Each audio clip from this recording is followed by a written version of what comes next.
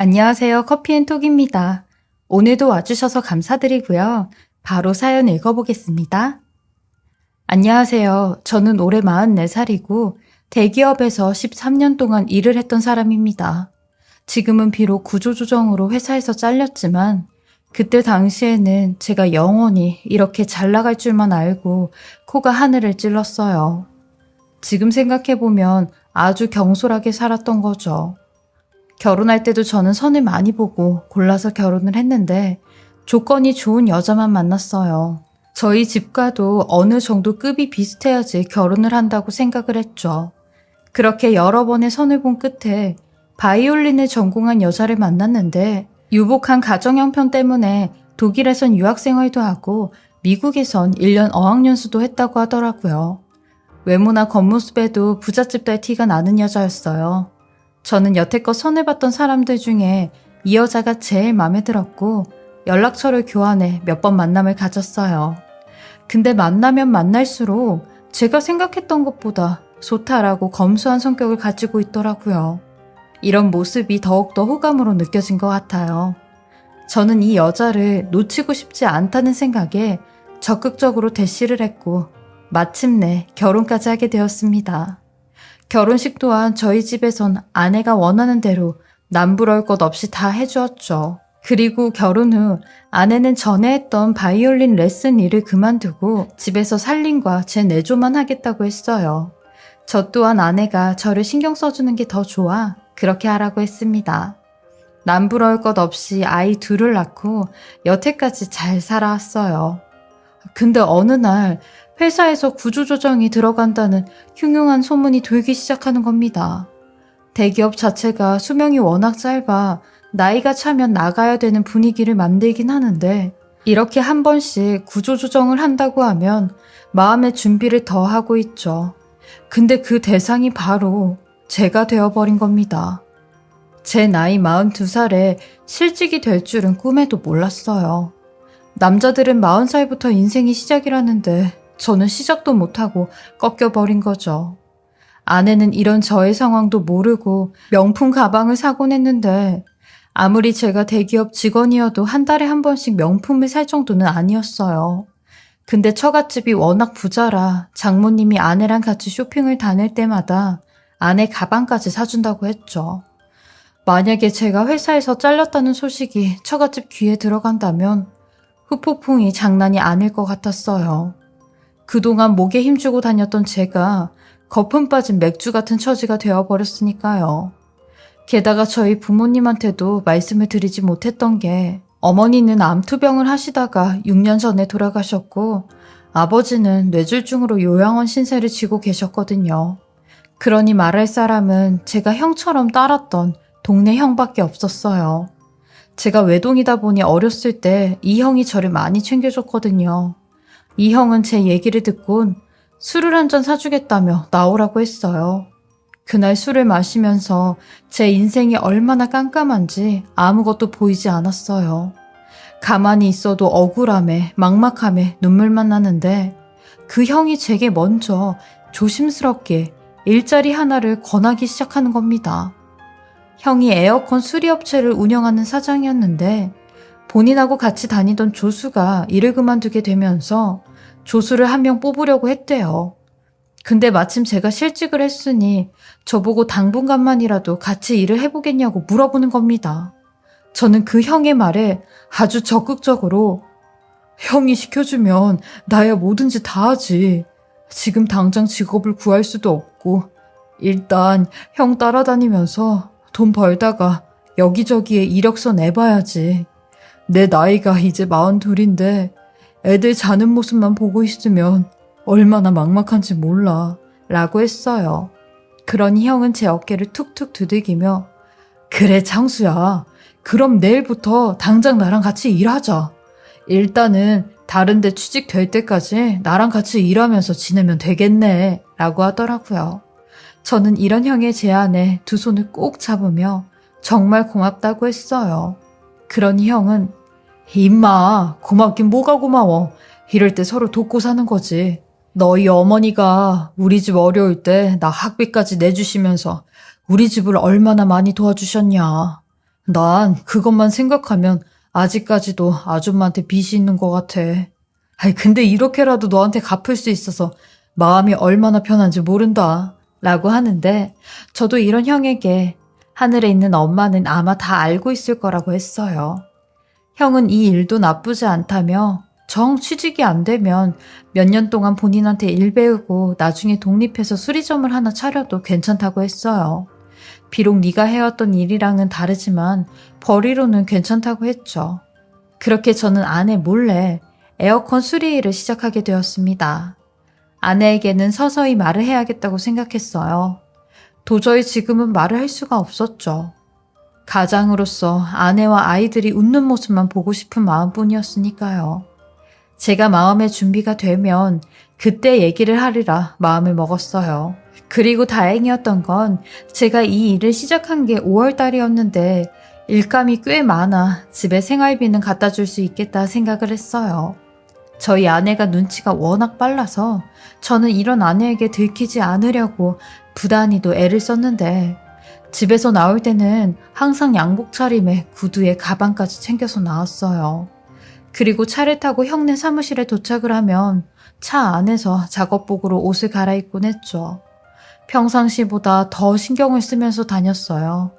근데 문제는 제가 퇴근을 하고 집에 오면 땀범벅이 되어 떡이진 머리와 땀 냄새가 제일 걱정이었어요. 5월달이라고 해도 몸을 쓰는 일을 하니 땀이 비 오듯 났죠. 역시나 제 아내는 제 모습에 의심을 하기 시작했고 몇 번은 거짓말로 넘길 수 있었지만 그 이상은 씨알도 안 먹혔어요. 아내가 결혼하고 나서 조금 의부증 같은 증상이 생겼는데 한동안은 잠잠하다가 그게 도져버린 거죠. 저는 어쩔 수 없이 다니지도 않는 헬스장을 끊어 헬스장까지 다니며 아내의 레이더망에서 벗어날 수 있었어요. 이렇게 하니 조금은 맘 놓고 일을 할 수 있었죠. 근데 한편으론 마음이 가시밭이었어요.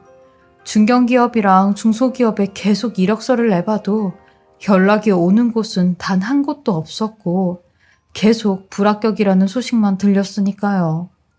어디라도 취직이 좀 돼야 저도 말을 하기 편한데 고통스러운 날들만 계속되고 있던 때였어요. 하루는 형이 오늘은 부잣집에서 연락이 왔는데 집에 있는 에어컨 6대를 전부 다 청소하고 실외기는 손을 좀 본다는 큰 일감이 들어왔다고 했죠. 오늘 가는 이 집만 해도 며칠 일당은 나올 것 같다며 신바람이나 일을 하러 갔습니다. 그 집에 도착하니 어마어마한 집이더라고요. 2층으로 된 대저택이었는데 담벼락도 얼마나 높은지 그 집을 보고 있자니 씁쓸했어요. 남자로 태어나 이런 곳에서 아내와 아이들과 함께 살아봤어야 했는데 그 꿈은 못 이루겠구나 싶었죠. 대문 앞에서 형이 초인종을 먼저 눌렀고 갑자기 트럭에 공구 하나를 두고 온 게 생각이 났다며 저보고 먼저 들어가 있으라고 하더라고요. 그렇게 초인종 앞에서 문이 열리기만을 기다리는데 아무런 대꾸가 없는 겁니다. 그래서 다시 한번 벨을 누르고 기다리고 있었죠. 그러니 이윽고 여자분의 목소리가 들렸고 누구냐고 하길래 에어컨 수리기사라고 했습니다. 그러니 문이 열리는 소리와 함께 집 안으로 들어갔죠. 역시나 마당도 으리으리했는데 에어컨 수리 일을 하다 보니 별곳을 다 와보네 싶었어요. 그리고 집 안으로 들어갔죠. 집 안은 밖에서 보는 것보다 훨씬 더 좋았어요.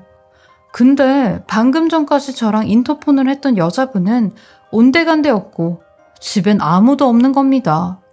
저는 혹여나 의심을 살까 주인을 찾았어요.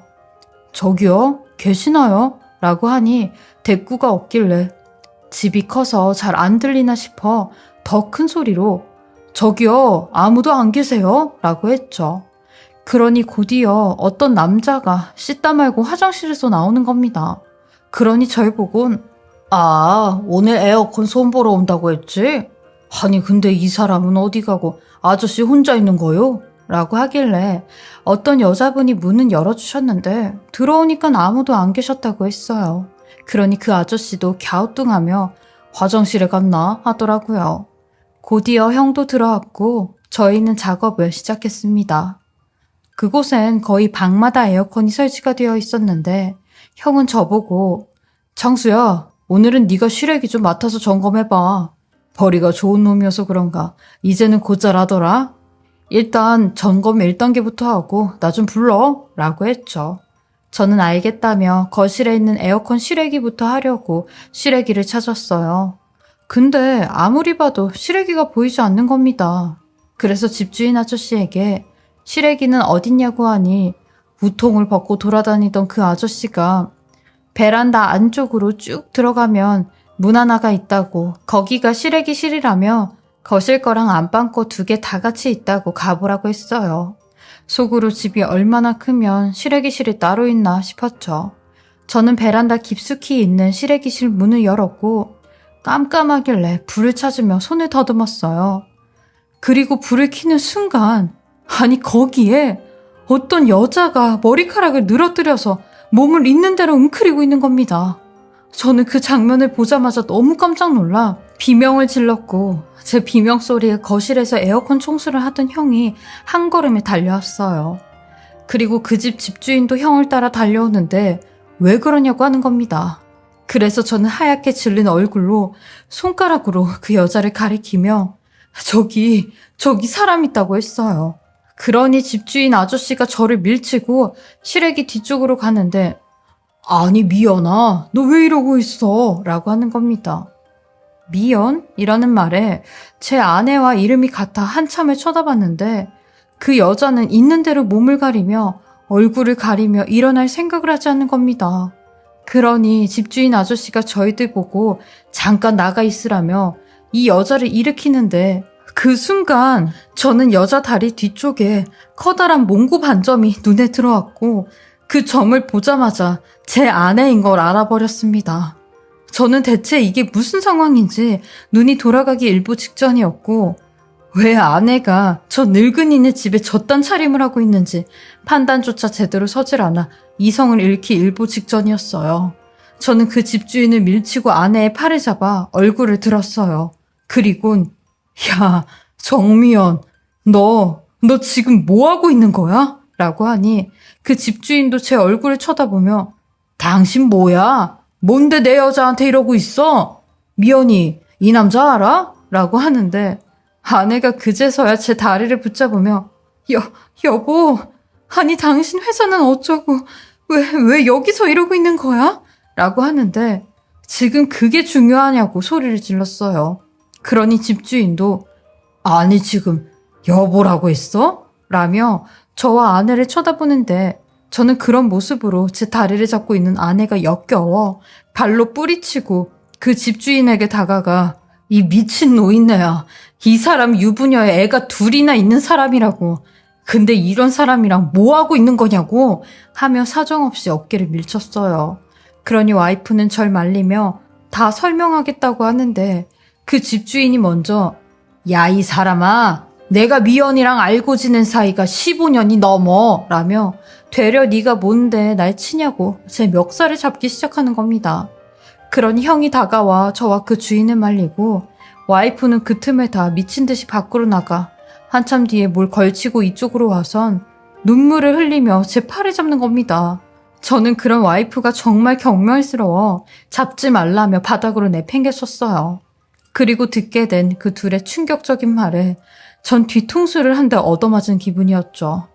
그 영감이 말하길 제 와이프가 15년 동안 저 모르게 한 달에 2번씩 격주로 자기를 만나고 다녔다는 겁니다. 그것도 애 딸린 유부녀라는 걸 숨기고요. 그러면서 둘이 연애를 했다는데 그 말에 눈에 뵈는 게 없어 난리를 치려고 하는데 형이 간신히 저를 말렸어요. 저는 그런 와이프에게 너 여태까지 이 노인네랑 연애하면서 한 달에 한 번씩 명품 가방 사고 명품 옷 사고 그랬던 거냐? 15년 동안 만나왔으면 너 20대 때부터 만난 거 아니냐고 하며 미친 듯이 날뛰었어요.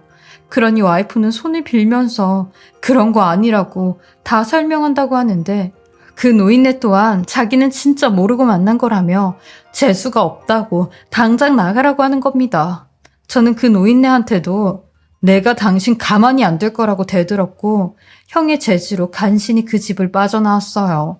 저는 그 집을 나오자마자 짐승처럼 바닥에 주저앉아 울었고 와이프는 그런 제게 잘못했다는 말과 이혼은 절대 안 된다는 말을 하는데 그 와중에도 형한테 이 사람이 왜 이딴 일을 하고 있는 거냐고 하는 겁니다.